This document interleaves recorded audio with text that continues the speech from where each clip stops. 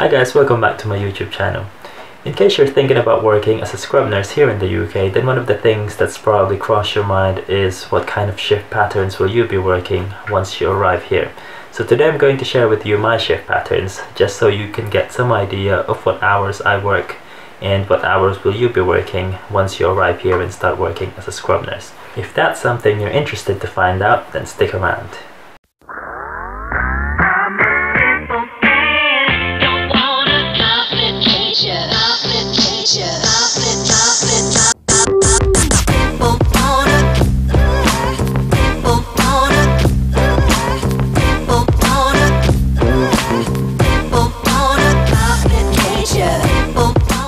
In case you're new to my YouTube channel, please subscribe and check out my other videos. Hopefully it will be helpful for you if you're planning to work here in the UK, and also please leave a comment on the comment section below in case you have some questions or ideas that you want me to do for my next video. I will do my best to try and answer your questions. So before I give you the information that I'm going to share today, I just want you to know that it is limited to what we do in the hospital that I work in. So I've never ever worked anywhere else other than the hospital I'm working with right now since I started working here in the UK. So other trusts might have different kinds of shift patterns, but by sharing what I do with you, you might have some idea of what other trusts do, because I really have no idea what other hours other trusts do in their main theatres department. So just be aware.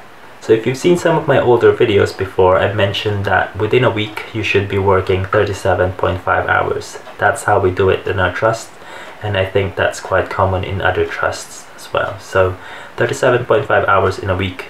The person who dictates how you spend that 37.5 hours within the week is yourself, if your department do this thing that we call self-rostering. So the managers would put out a calendar and you will put down the shifts that you want to do on that week or that whole month, and then they will decide if they will give it to you or not, because it will depend on how many people will be on that day and how many people will be on a late shift, for example, because you don't need a lot of people in the late shift as much as you would need on an early shift. So it will all depend on how many people requested for the shifts that you requested as well. So the most common kinds of shifts that we usually put down on a self-roster is an early shift, a late shift, a half day, a long day, and a night shift.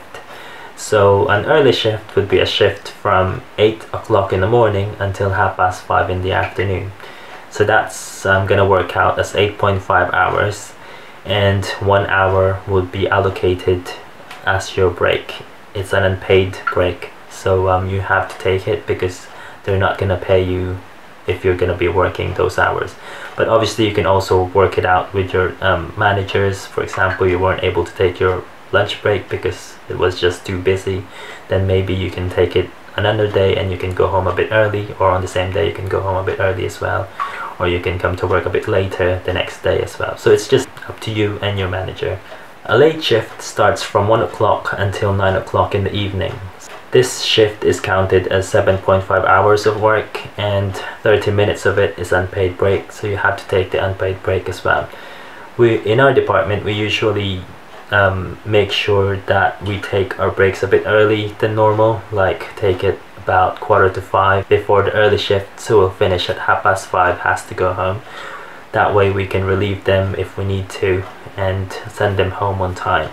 So that's how we try to work it out in our department. If you're working a late shift, the 1 hour from 8 till 9 in the evening will be considered an unsocial hour, so you should be getting paid a bit more just for that 1 hour.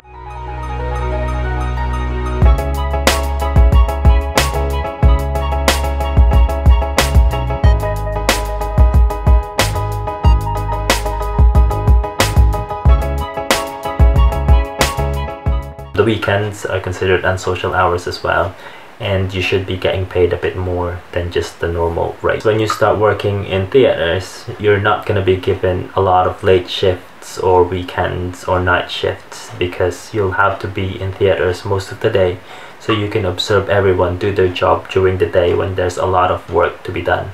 So you'll be able to observe more, and you'd be able to scrub more for other cases while you're learning. And once they can see that you're confident, then they can start giving you late shifts and weekends when there are less staff members in the area to help you out in case something urgent comes or an emergency case comes, for example.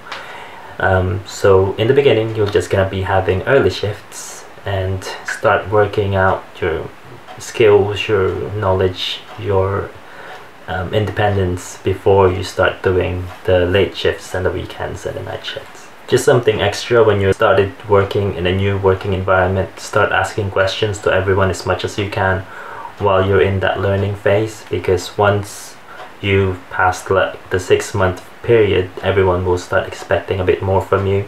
So if you don't use that initial 6 months to try and learn a lot of things, you might end up being in situations where people expect you to know already what you're supposed to be doing, but you didn't, because you didn't ask a lot of questions in the beginning. So just keep that in mind. So back to the shifts. A half-day shift is from 8 till 1:30, and that's counted as 5.5 hours of work, and there's no allocated break for that shift. A half-day shift can also be used strategically by your team leaders. Once you start scrubbing, if you're a scrub nurse, they can use it strategically to help them out for lunch relief. So they might make you scrub a bit later on the day, so when lunchtime comes, everyone else can go to lunch, and then when they come back, you can go home. So something like that will be happening once you start doing half-day shifts. A long day depends on us. I think ward nurses does long days as well, but we can also do that in main theaters where I work. So it starts from 8 o'clock in the morning until 8 in the evening, sometimes until 9 in the evening.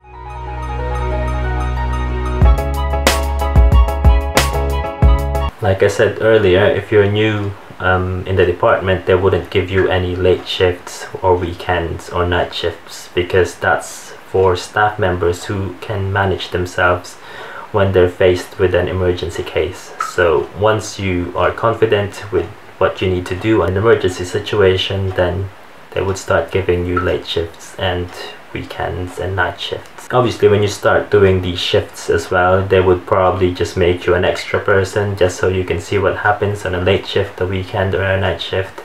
So that's usually how we do it when we're trying to teach new staff. We just we provide a lot of staff normally and just add you as someone to observe what's going on during that time of the day. So there you have it. That's our kinds of shift patterns that we work in the department where I work. I think it might be different from the wards and from any other theater departments from other hospitals, but at least in the hospital that I work in, this is how we do it. So it could be something that's done by other trusts as well. Hopefully this has been helpful for you, and good luck if you're trying to get here and start working. Hopefully it all goes well for you, and if you have any questions, just put it on the comment section below, and like I said, I will try to answer it to best of my knowledge. Thank you for watching.